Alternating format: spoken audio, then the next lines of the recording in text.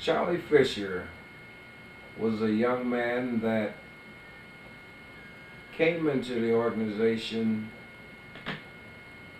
which, as a matter of fact, Bill Gator was grooming Charlie Fisher to be the next successor, because at that time it was figured that young blood, young leadership was something that was needed.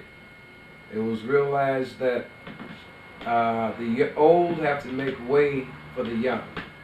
And so Charlie Fisher was being groomed and brought in for that position to assume that role as one of the leaders of the B.U.I.L.D organization. Mary and Bill hired me as a kind of a school aide. I served as a chief officer's aide to Mildred Stallings and Johnny Mayo for those 2 years I was there. I coordinated their fundraising, and I was involved with discipline in the school, and I oftentimes disciplined the kids in front of their parents. I'd take them home and whip them in front of their mamas. So we had I think a unique role. We had an audiovisual department. I was in charge of security. The school had been robbed a great deal of the time, and we created a security system that we raised the money for to stop the break-ins. It had been just obliterated. Just something like $50,000 worth of equipment had been stolen over a number of years from '69 to '75, and we put a stop to it. The Young Adult Leadership Caucus, or YALC as we called it, was a movement to create change in our leadership of the African American community. It was a group of young adults who sought to aspire to lead the community. It was an effort to take young people, organize them, promote their platform and concerns, and put them in leadership roles. It meant maybe taking over some organizations. It meant influencing certain platforms and policies. YALC was a group of about 20 young people. It was a big organization, but about a core of about 20 people who all had hopes of providing this community change. And we said our slogan was, "You cannot change the quality of our lives till you change the quality of our leaders. It's time for a change." I was a member of it, and we had great plans in terms of forming interlocking boards on community organizations in order to have more cohesive and cooperative activities going on in our community, as opposed to different organizations going after the same monies, duplicating services, that kind of thing. There were a number of very, how can I put it, I think it was very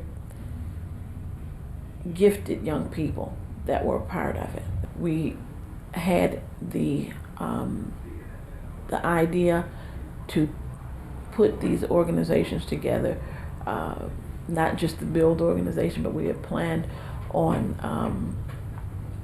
having people on the boards of the Urban League, NAACP at the time. I believe it was another organization over in the Genesee Moselle area.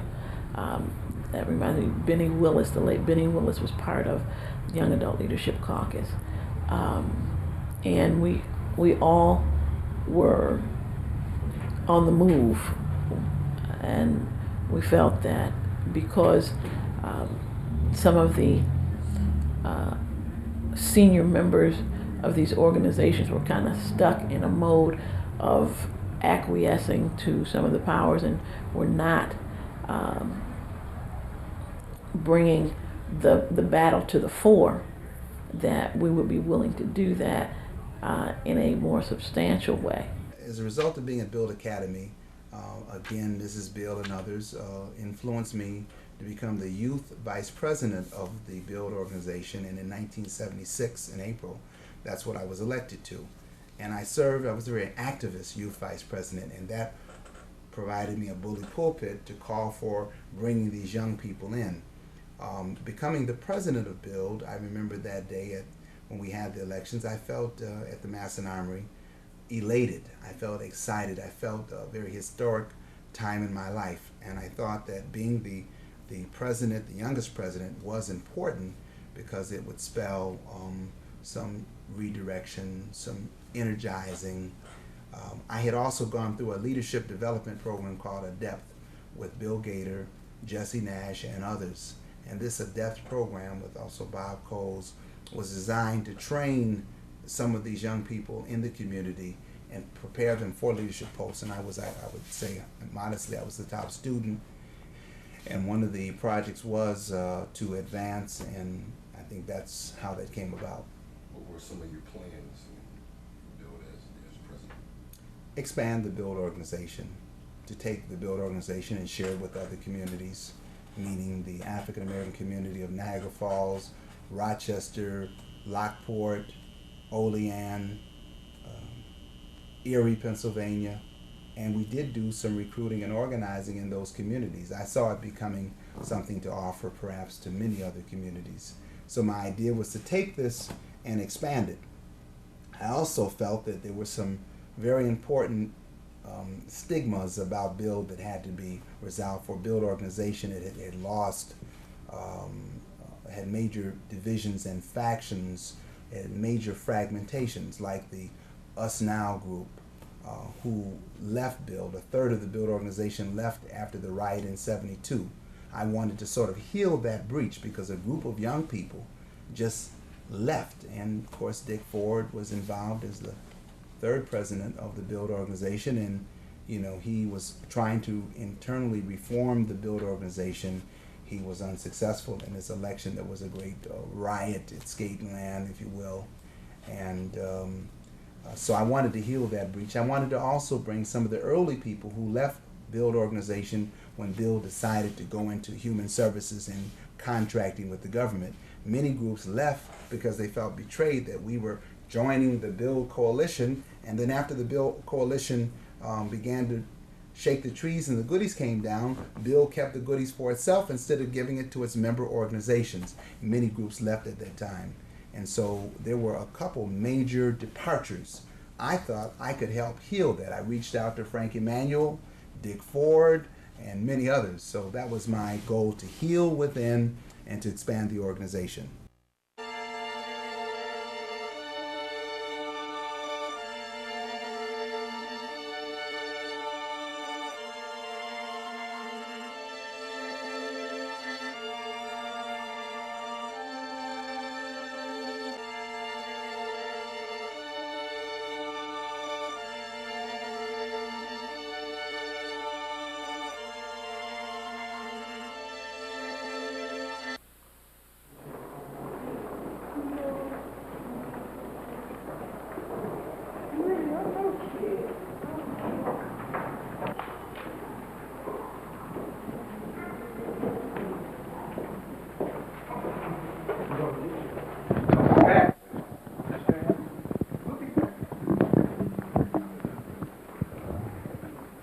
The whole aspect of this trial is completely all backwards. This woman was allowed to change her testimony. The original identification, the man was supposed to be a tall, light-skinned black man. She was allowed to change it from a tall, light-skinned black man to a medium complexion. Kenneth is darker than I am. She was allowed to change her testimony, and facts about the district attorney doing illegal tactics with the grand jury wasn't allowed to be presented to the jury. Kenny Johnson was a member of the Young Adult Leadership Caucus, and he was also, by election, the criminal justice vice president of the B.U.I.L.D organization. It so happened, and tragically, he was accused and arrested, and subsequently, I believe, initially convicted of raping 6 white women. And a very, very controversial thing, for he had been very, very progressive, if you will, radical in some respects, and we felt that he was framed, and we felt that the city of Buffalo was clamoring to find some black to stop the hysteria, kind of a lynch mob. Get somebody, get any black. And so Kenny Johnson happened to be that victim. He didn't live far from there. I know that he didn't. He was subsequently vindicated. But it's a shame that so many years of this very talented young man's life was squandered in prison fighting for his freedom. I believe he was innocent.